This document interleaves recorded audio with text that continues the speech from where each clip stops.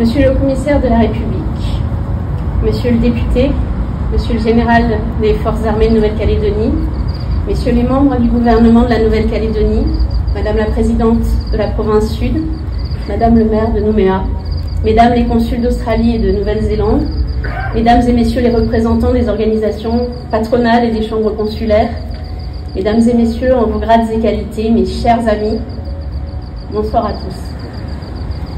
C'est pour moi un moment de grande émotion que je partage ce soir avec chacun de vous. Votre présence ici est un témoignage précieux d'affection et de soutien. Je vous remercie, chère Sonia, de m'avoir fait l'amitié de me remettre cette distinction. Votre parcours, vos valeurs, la sincérité, la discrétion et la détermination dont vous faites preuve dans ce que vous entreprenez ont toujours fait mon admiration, car j'avoue être partiale et particulièrement sensible au parcours de femmes, nombreuses ce soir, toutes à bien des égards remarquables. Merci également d'avoir accepté de mettre à ma disposition ce magnifique bâtiment qui abrita l'une des toutes premières entreprises de Nouméa, l'Hôtel du Pacifique, dès 1875, puis le quotidien La France Australe pendant 90 ans. Après bien des déboires, dont un incendie, la ville de Nouméa, sous votre gouverne, lui a donné avec brio une seconde vie, et cette renaissance n'est pas étrangère, vous vous en doutez, à ma sollicitation. Car si je suis devant vous, ici ce soir, les circonstances, bien évidemment, y sont pour beaucoup. C'est l'adversité et les combats menés qui me valent en grande partie cet honneur, et je veux le partager avec les acteurs du monde économique calédonien, dont beaucoup sont ici, dont le courage et la résilience face au déferlement de violence dont ils ont été victimes forcent le respect. Je le dis devant vous, cette reconnaissance n'est pas un aboutissement, mais une responsabilité qui m'engage et m'encourage à poursuivre à vos côtés avec acharnement, au MEDEF bien sûr et avec mes collègues de NC ECO, le travail débuté il y a maintenant 4 ans pour tracer un chemin pour la renaissance économique et sociale de notre territoire.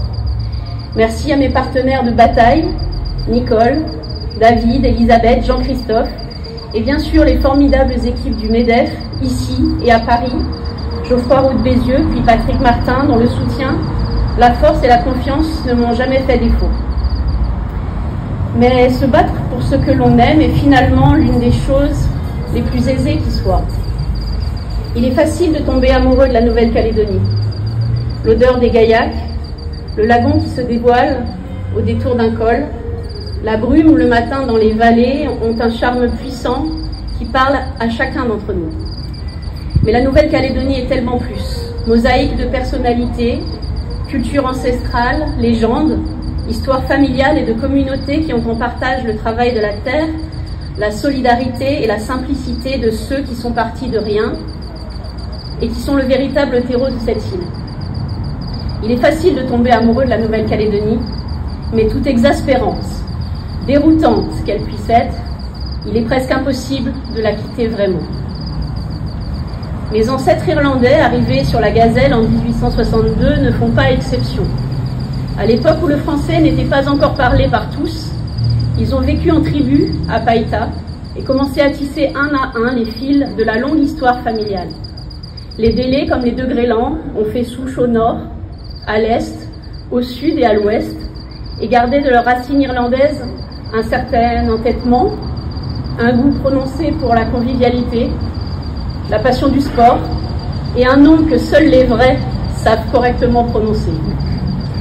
Monsieur le député Nicolas, si je peux me permettre une petite suggestion au sujet du débat très complexe sur la détermination de la citoyenneté et le droit de vote, une méthode presque infaillible et qui mettrait, je crois, tout le monde d'accord pourrait être envisagée. 4 lettres sur un mur. D, A, L, Y. Demandons à tout candidat à la citoyenneté de lire ce mot. Dali. Non, désolé. Délai. Mais bienvenue chez vous. C'est clair, c'est net, c'est précis, le problème est réglé. Cela ne pourrait être qu'une anecdote, une histoire à nous autres, un humour un peu spécial, mais ce sont ces liens, cette histoire commune, ce partage, qui fondent l'attachement intime à la Nouvelle-Calédonie. J'ai eu la chance, au cours de ma scolarité, d'avoir des professeurs exceptionnels, dont certains me font l'honneur de leur présence ce soir. Josette Cardona, qui attribuait les rôles de spectacle de fin d'année, de CP, en organisant en classe des élections démocratiques. Suzanne Ville, institutrice championne de Nouvelle-Calédonie de tir au pistolet, professeure de français, images féminines flamboyantes. Michel Bouquillard, professeur de français avec qui nous étions en cours au moment même du dénouement du drame d'Ouvéa et qui a su nous aider à questionner la complexité de ce moment d'histoire si violent et toutes ses nuances. Élie Poigoun, fabuleux professeur de mathématiques à qui la classe avait offert un cadeau de fin d'année pour lui témoigner notre respect.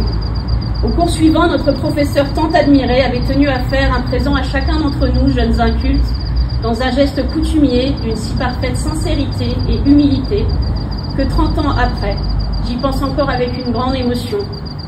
Je comprends et aime la Nouvelle-Calédonie un peu plus grâce à vous tous.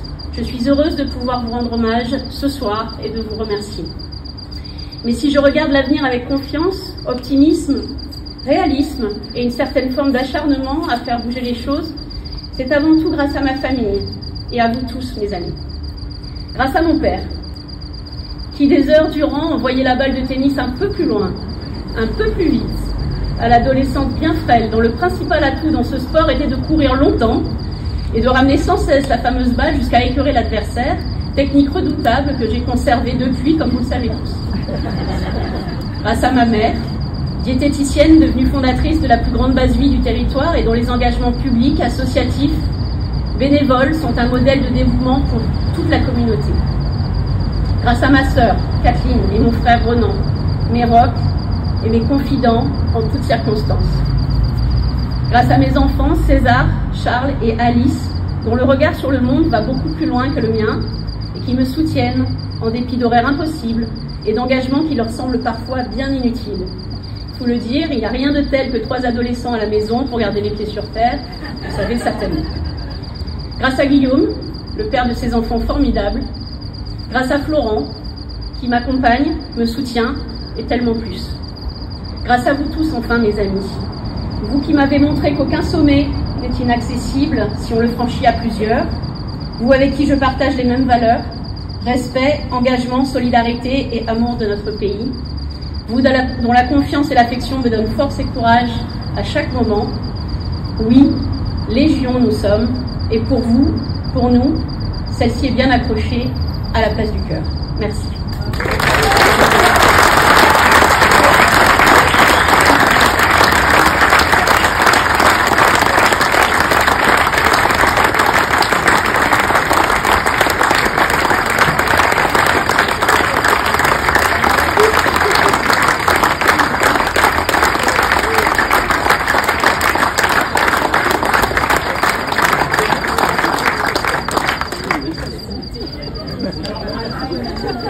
Thank you.